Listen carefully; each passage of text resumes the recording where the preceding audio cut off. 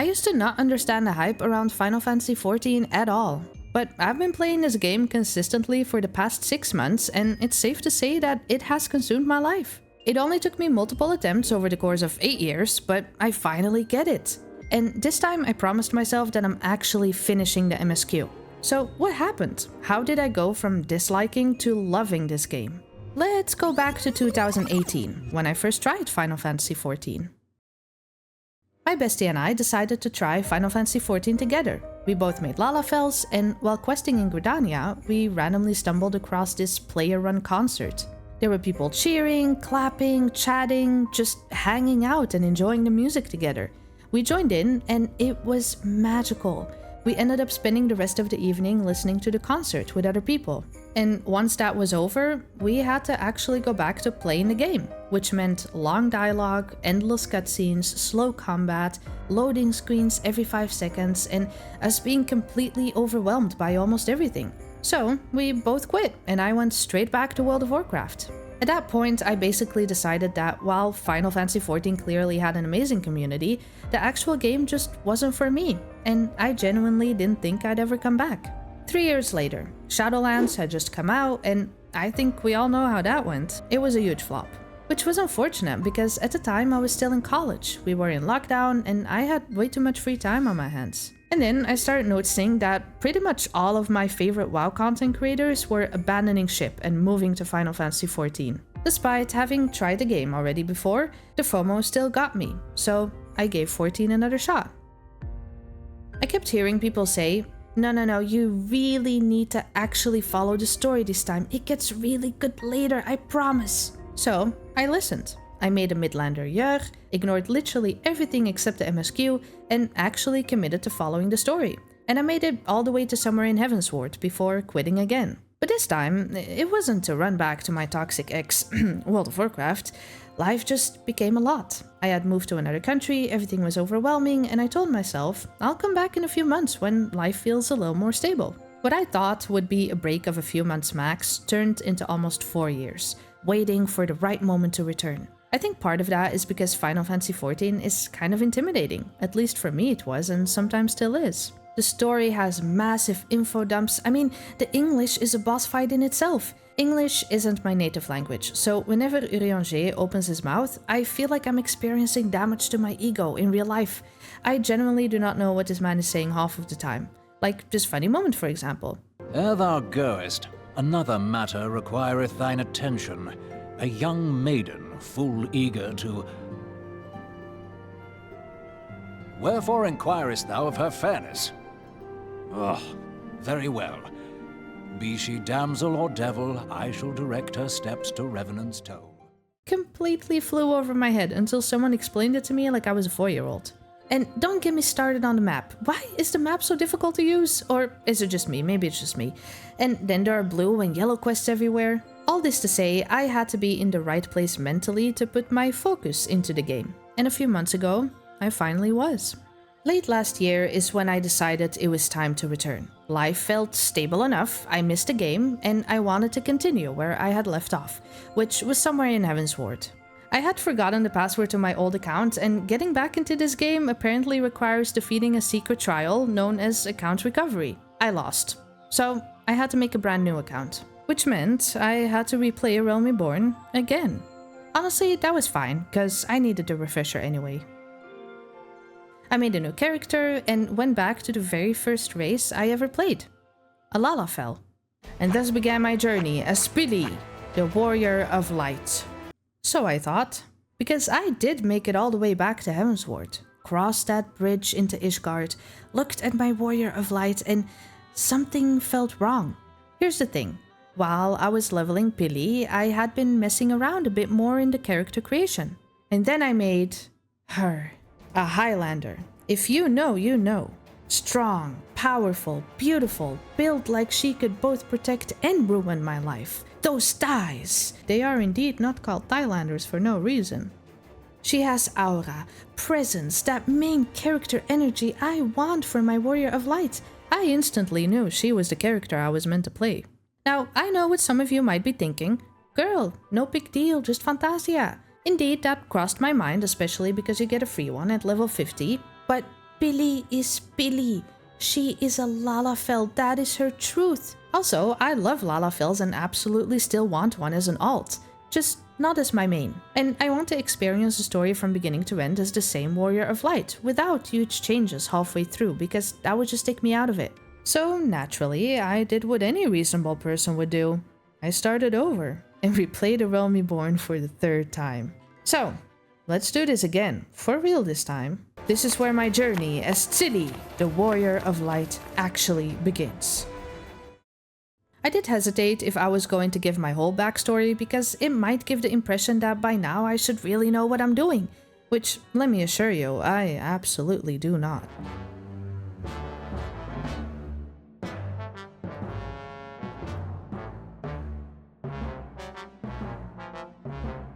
As you can probably tell, I still run around like a headless chicken most of the time. Luckily, the reputation of the Final Fantasy XIV community is absolutely true. I cannot tell you how many times I've died in group content. And yet, most of the time, nobody says anything. Instead of flaming me, people either continue like nothing happened, or patiently explain what went wrong. Except for one guy, who told me to get on the fucking platform, followed immediately by, "How do people still not know the tactics in Crystal Tower?" Which, okay, fair enough. I have since looked up the Crystal Tower tactics, but this is literally one of the only examples I can think of because it so rarely happens. The other time I encountered toxicity was also in Crystal Tower, but with a different group. It was like 5 people fighting amongst each other the whole time. I don't know what it is about Crystal Tower that got people so upset, but, you know, coming from games like WoW and League of Legends, this does absolutely nothing to me. And in case anyone starts sharpening their pitchfork, I do not like the whole Final Fantasy XIV versus WoW comparison thing, because despite both being MMORPGs, they feel very different to play. Both have their strengths and their weaknesses. But the difference in how I personally experienced being a clueless player was pretty noticeable. In 14, people give me player combinations, even though I have no idea what is going on most of the time. In World of Warcraft, I died once during the last boss fight in a normal dungeon that I had literally never done before, and instantly got kicked. And by the way, this is not to shit on WoW, but gaming is just a hobby for me. I want to chill, I want to vibe, I want to learn without feeling like I've committed a crime because I stood in the wrong place. Of course, I still want to improve. I'm not actively trying to stay terrible forever or make things harder than they should be for my teammates, but casual content is casual content. I think this mostly comes down to where I'm at in life right now. Back when I was younger, I used to hardcore raid too. And maybe one day I'll get back into that again. Who knows? But right now, Final Fantasy XIV and the overall mentality towards Sprouts just fits what I want from a game better. Also, people randomly give me minions and Gale, tell me to enjoy the game and then teleport away. It has happened multiple times now. I think it's something some people do to Sprouts and it legit makes my day every time. It's so sweet and cute. Looking back, the way I played is not ideal at all. Constantly restarting, barely engaging with anything outside the MSQ, would not recommend. I know A Realm Reborn has a reputation. People call it the slowest and the most boring part. And yet, I genuinely had a great time, especially during my 3rd attempt. But that's only because I actually stopped to smell the roses, meaning I stopped just tunnel visioning the MSQ and actually immersed myself in the world more, which made replaying A Realm Reborn again, and then again, way more bearable. If I could go back in time and give myself advice, that's what I'd say. Actually play the damn game and don't just spam MSQ trying to get to the good part, because there is surprisingly a lot of fun stuff to do, even in A Realm Reborn. And for that, you need to unlock the blue quests, something I completely neglected the first 2 times. Turns out it unlocked things that I ended up absolutely loving, like the golden saucer. And no, not because of the pretty ladies in cute bunny costumes. Well, not only because of that, but because the place is basically a giant casino full of fun minigames. Jumping puzzles, shooting games, the lottery, chocobo racing, which gives you currencies to buy extra stuff like glamour items, emotes, hairstyles, and mounts. And with that recent Moogle event, I've been spending so much time in there. Like, look at this cool mount I just got. Okay, I don't just gamble and play minigames all day, alright? I took up more respectable pursuits as well. I became a cook, an alchemist, a miner, and so much more. Crafting and gathering became one of my favorite things to do in this game. When you want to craft an item, you need certain materials, which you can either get by crafting them yourself or gathering them out in the world. It's a cozy process that I very much enjoy. And I think this is the point where I went from enjoying the game to absolutely loving it. Because at this point, I started unlocking blue quests purely out of curiosity, and that's how I discovered some extra side dungeons. And am I glad I did, because otherwise I would have missed out on the most beautiful soundtrack I've heard in this game so far.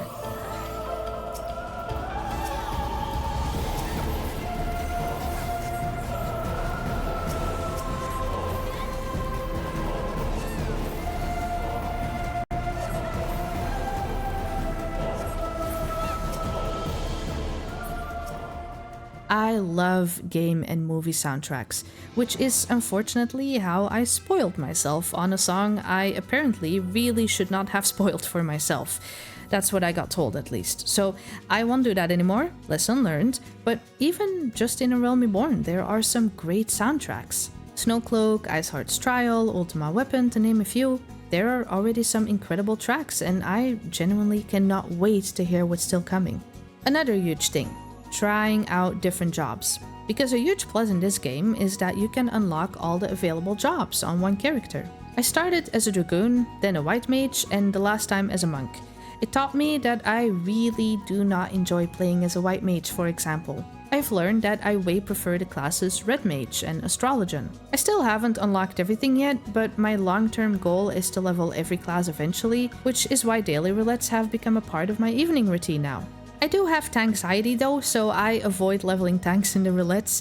Luckily, there is Palace of the Dead, which is a deep dungeon where you can climb from floor to floor and get XP in the process. And I can do it solo, which is amazing. Up until this point, I was playing on the free trial for hundreds of hours already. But then I realized my gil wouldn't get past 300,000. And I have dreams. Specifically, owning a house in Final Fantasy XIV. So if I wanted to make actual gil and start saving up, that meant buying the game, which is exactly what I did the second it went on sale. If anyone's curious, my house hunting has already started. Unfortunately, making gil turned out a little harder than I expected. Or well, more like I just don't know how to. Like, I've looked it up and I've been trying to sell those glam prisms and peacock ores, but it's just not making me that much. Anyways, instead I took out a loan with my friend, which I fully intend to pay back, thank you very much. I've already lost to 2 plots, so I'm thinking maybe I need to lower my standards and instead of trying to go for a house in Limsa, go for something in the deserts of Ul'dah. But hey, 3rd time's the charm, right? I'll keep you updated. Now that I bought the game, more stuff unlocked. I got retainers who bring me things and sell stuff for me, the market board, which in turn unlocked so many more glamour options. I feel like I came back at the perfect time too, because right around then they removed a bunch of glamour restrictions for the classes and levels, which has been amazing. My character already looks insane. PvP is something I initially only tried for the glams, but it ended up being something I actually quite enjoy. I love the chaos in front lines whenever I'm not lagging like crazy. I'm just trying to follow the herd and attack whoever comes my way. Crystal Conflict is quite fun too. I mean, it's alright. I think WoW's PvP is way better, but we're not gonna compare, right? But while all of these activities absolutely made me fall in love with the game, there's one important thing we still need to talk about: the story and world building. Because this is kind of the thing in Final Fantasy XIV. Unlike some MMOs where you can just ignore the story and sprint towards the endgame, 14 grabs you by the shoulders and says, no, you will do the main story. Since higher level content is locked behind it, there's no skipping ahead unless you literally buy a skip. And that can be rough because I, and probably a lot of other people, have heard the exact same thing over and over. Just stick with it, it gets so much better later. It's peak storytelling. Which sounds amazing. The problem is, to get there, you have to first go through A Realm Reborn. And I completely understand why that's a struggle for a lot of people. Because yes, parts of A Realm Reborn absolutely are a slog. There are some really cool moments too, but to get to those moments, you also have to deliver pretzels to 3 random men and listen to some Lalafell NPCs with annoying voices discuss politics. In my very first playthrough, the one in 2018, remember?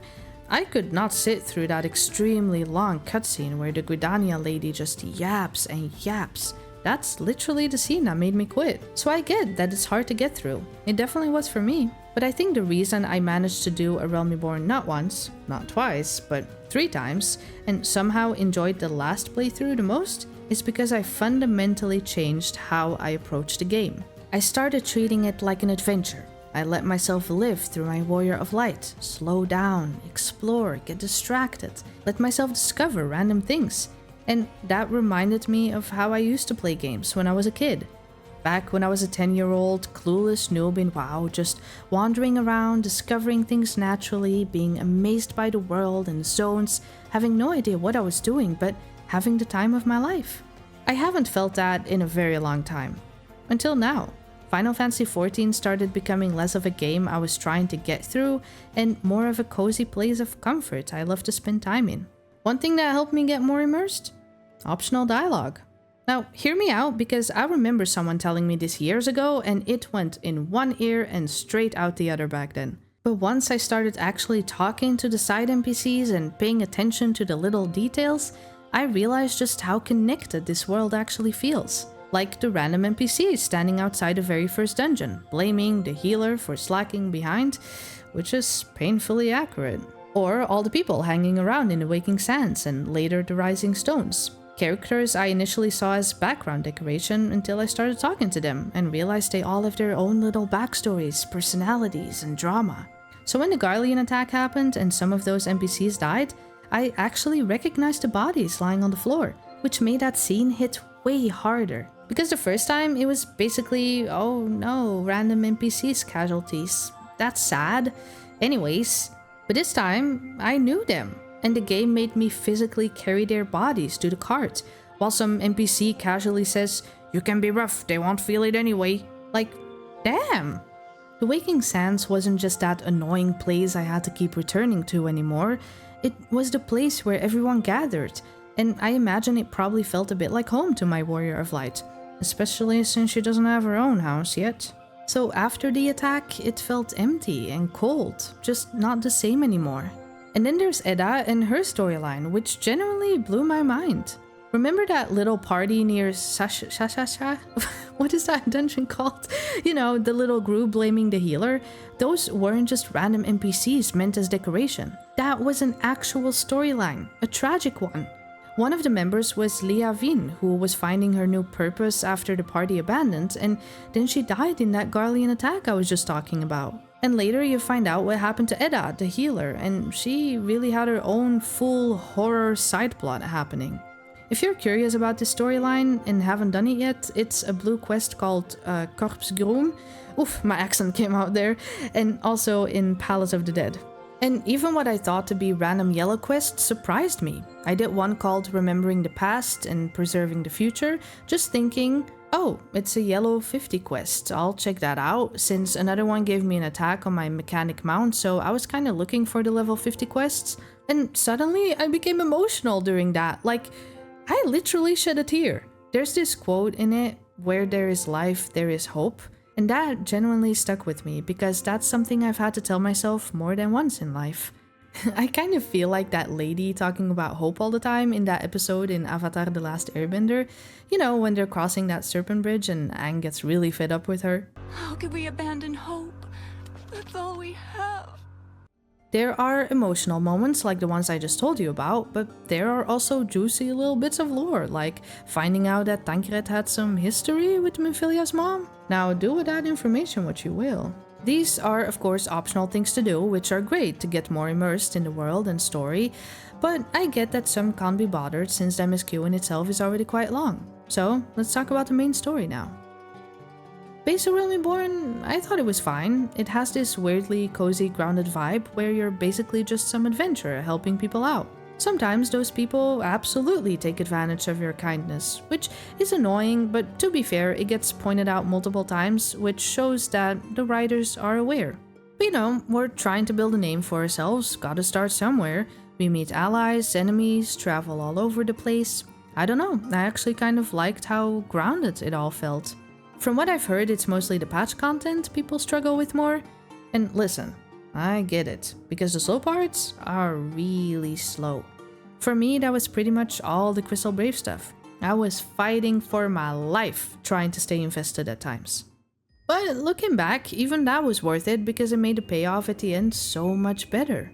The whole banquet scene, hello, the betrayal, everything going horribly wrong, us suddenly having to flee to Ishgard because we're basically public enemy number 1 now, losing all the scions except Alfino and Tataru. That was the moment I went, okay, I am very interested in where this is going, because suddenly there are so many things I need answers to. Where are the missing scions? What exactly is going on with the Ascians and why are they connected to the Pope? What is happening with the Dragon Song War? I mean, Midgard Sorm is another one because he reminds me of Urianger in that I did not understand most of what he said in Keeper of the Lake. All I know is that he is apparently the daddy of the dragons. The Dragon Daddy? Speaking of Urianger, what is going on with him? The Garlean Empire are still an issue and Hydaelyn, I mean, to be fair, I don't fully trust her, like, why? I don't even know what to do with all this information. All I got is questions. But if I had to pick the storyline that personally got me the most invested, it would be the refugees. The Dolmen refugees, Little Alamigo refugees, that whole storyline hit me pretty hard. People fleeing their homes, desperately trying to find safety elsewhere, only to be turned away, forced to survive in awful conditions, the children still smiling and playing despite everything while people blame them for poverty and crime, acting like they are the problem instead of questioning the systems that created the actual inequality in the first place. The rich hoarding the wealth, corruption everywhere, people in power maintaining a broken system because it benefits them. And the second someone actually wants meaningful change, well, we saw how that went. Even in a fantasy setting, it reflects real human experiences and emotions. And that storyline hit especially hard for me personally because my mom is an immigrant, and seeing some of the struggles she faced growing up had a huge impact on me. It's a big part of why I became a social worker and later worked with refugees myself. So from the moment that storyline started, I was immediately invested. Honestly, I could yap about the MSQ for so much longer, very much so, but I'm saving that for my next video. Because before I properly start Heavensward, I really want to sit down and talk about my thoughts on the story so far, the characters and the predictions for what's coming next. So if that sounds fun, make sure to subscribe and maybe hit the notification bell so you don't miss it. But overall, TLDR, I genuinely really enjoyed A Realm Reborn. Now, don't get me wrong, I understand its criticisms too. The pacing can be slow, most of the voice acting is pretty bad, there is a lot of dialogue, the story is all over the place, and just takes a very long time to complete. The warnings people give new players are valid, I get it. But I also think there's a downside to constantly telling new players to just get through Realm Reborn, it gets better later. Because for me, that advice made me treat A Realm Reborn kind of like homework, something I had to get through to reach the good stuff. And that kind of took away from what a game is supposed to be, at least for me, which is exploring, discovering things, and just enjoying the world. And just to be clear, I'm not blaming anyone for that. That's on me for how I chose to play the first time. But I'm just glad I approached the game with a different mindset this time, because that's what seems to work for me to truly appreciate what this game has to offer. I got a video recommendation the other day from someone who did all of the MSQ in a couple of months. I obviously didn't watch it to avoid spoilers, but that surprised me because it took me more than double of that to complete just A Realm Reborn. Insert one of those cliché quotes like life is not a journey. Wait, no, life is not a race, it's a journey, or something like that, because that's the mindset that I'm having with this game. To really take my time with it, because now this experience truly feels like a journey. It sounds so cliché, but I don't know how else to say it. Going from being a humble adventurer to the hero of Eorzea, from killing ladybugs to killing the legatus of the Garlean Empire, from being welcomed into the city-states to having to flee them, and from being Alphinaud's little bitch to still being Alphinaud's little bitch. Does a part of me wish that I stuck with it the first time? Yeah. I know that A Realm Reborn to Endwalker is one major arc they wanted to close off to start with the latest new expansion, so yeah, I do kinda wish that I was there when the Endwalker hype was current and at its peak, and it does feel like I'm starting this journey as everyone is already past that and moved on to the new stuff. But I guess what matters most is that I'm having the time of my life right now. Those feelings of wonder and discovery and excitement, the ones I thought I had lost when it comes to MMOs, they're back. And everyone keeps telling me that it only gets better. I made a promise to myself that I will finish the MSQ this time. Next up is Heavensward.